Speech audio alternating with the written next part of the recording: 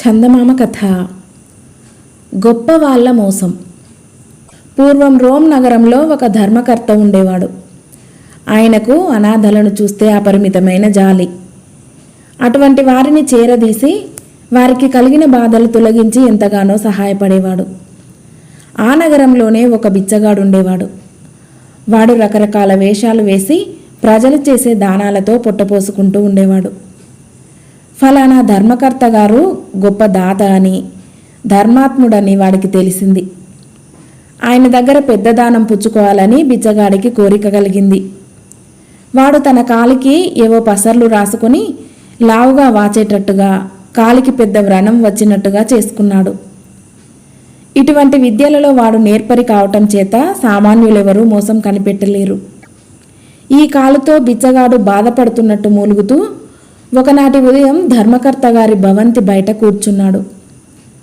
ధర్మకర్త గారి ఇంటికి వచ్చేపోయే జనం వాణ్ణి చూసి జాలిపడి చిల్లర డబ్బులు వేయసాగారు. కానీ వాడికి కావలసింది ధర్మకర్త గారి దానం. అందుచేత వాడు ఆ స్థలం విడిచిపెట్టిపోలేదు. కొంతసేపటికి ధర్మకర్త గారే బయటికి వచ్చాడు. ఆయనను చూడగానే బిచ్చగాడు, "కరుణించండి బాబు, బాధతో చచ్చిపోతున్నాను నాయనా" అని ఎలుగెత్తి ఏడవసాగాడు. వాడి కాలు చూడగానే ధర్మకర్తకు గుండె కరిగిపోయింది. ఆయన తన భటులను పిలిచి, "పాపం, వీణ్ణి తీసుకుపోయి పడుకోబెట్టండి, నా పక్క మీదనే పడుకోబెట్టండి. నేను గట్టి వైద్యులను పిలిపిస్తాను.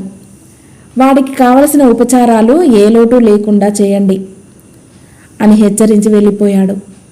ధర్మకర్త గారి భటులు బిచ్చగాన్ని తీసుకుపోయి ధర్మకర్త గారు స్వయంగా పడుకునే హంసతూలికా తల్పం మీద పడుకోబెట్టారు. మరికొద్దిసేపట్లో ఇద్దరు వైద్యులు బిచ్చగాడి కాలు పరీక్షించటానికి, అవసరమైన చికిత్స చేయటానికి వచ్చారు. వాళ్ళు రోమ్ నగరానికి అంతటికీ పేరు మోసిన వ్రణవైద్యులు. పండు కోసం పోతే చెట్టు విరిగి మీద పడ్డట్టయింది బిచ్చగాడికి. ధర్మకర్త గారు పెద్దగా ధర్మం చేసి పంపిస్తారనుకుంటే వాడి ప్రాణానికి వైద్యులు దాపరించారు. ఆ వైద్యులలో ఒకడు బిచ్చగాడి కాలు చూస్తూనే, "అబ్బో, చాలా ముదిరిపోయింది, కాలు తెగ్గొట్టాల్సిందే" అన్నాడు. బిచ్చగాడికి గుండె ఆగినంత పనైంది.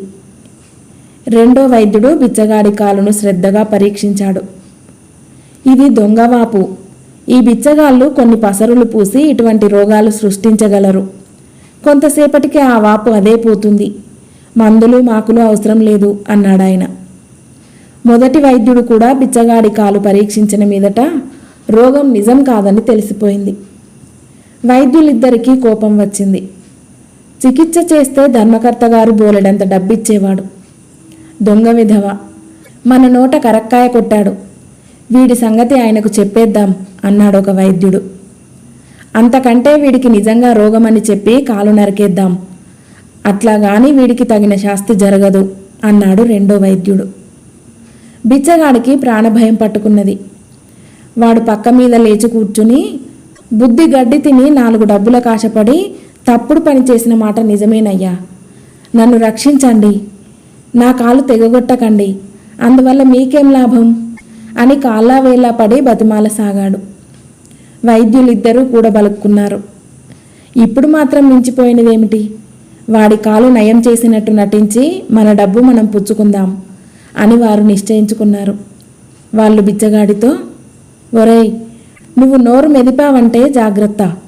మేము చెప్పేదాకా ధర్మకర్త గారితో నీ కాలు నయం కాలేదని చెప్పు, లేకపోతే ఆ కాలు నీకు దక్కదు, బాగా గుర్తుంచుకో" అని భయపెట్టారు.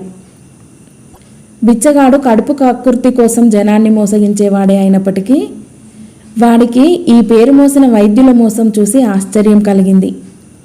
కానీ వారికి ఉండే ధైర్యం తనకు లేనందున వాడు ఆ వైద్యులు చెప్పిన ప్రకారమే చేశాడు. వైద్యులు ధర్మకర్తతో, "స్వామి, ఈ దౌర్భాగ్యుడు చాలా అపాయ స్థితిలో ఉన్నాడు. భగవత్ అనుగ్రహం వల్ల వాడు మీ కళ్ళపడ్డాడు. మీరు మమ్మల్ని పిలిపించారు. వాడి కాలు నయం చేయటానికి మా శక్తి కొద్దీ ప్రయత్నిస్తాం. ఆ పైన భగవంతుడున్నాడు" అని చెప్పారు. వాళ్ళు రోజూ వచ్చి కాలు కట్లు విప్పి మళ్ళీ కట్టిపోతున్నారు. వారాలు నెలలు గడుస్తున్నాయి. ఎంతకీ కాలు నయం కాదు, చికిత్స పూర్తి కాదు. బిచ్చగాడికి అన్ని విధాలా సుఖంగానే జరిగిపోతున్నది. కానీ ఇంతకంటే స్వేచ్ఛగా వీధుల వెంబడి అడుక్కుతిన్న రోజులే వాడికి మంచివనిపించాయి. వాడు వైద్యులను, నా కాలు త్వరగా నయం చేయండి, మీకు పుణ్యం ఉంటుంది అని ప్రార్థించసాగాడు. 3 నెలలు దొంగ వైద్యం చేసిన మీదట బిచ్చగాడి బాధ భరించలేక వైద్యులు చికిత్స పూర్తయిందని ధర్మకర్తకు తెలియజేశారు. ఆయన చాలా సంతోషించి వైద్యులకు గొప్పగా బహుమానాలు, డబ్బు ఇచ్చాడు. తర్వాత ధర్మకర్త బిచ్చగాడితో, ఏమిరా, నీ కాలు నయమైంది కదా, ఏం పని చేస్తావు, ఎట్లా జీవిస్తావు అన్నాడు. బుద్ధి వచ్చింది బాబు, ఇక జన్మలో బిచ్చమెత్తను, అది తప్ప ఇంకే పనైనా చేసుకుంటాను అన్నాడు బిచ్చగాడు. వాడా మాట ఎందుకన్నాడో ధర్మకర్తకు అర్థం కాలేదు. కానీ ఆయన వాడికి తన వద్దనే ఉద్యోగం ఇచ్చి దగ్గర ఉంచుకున్నాడు. కథ సమాప్తం.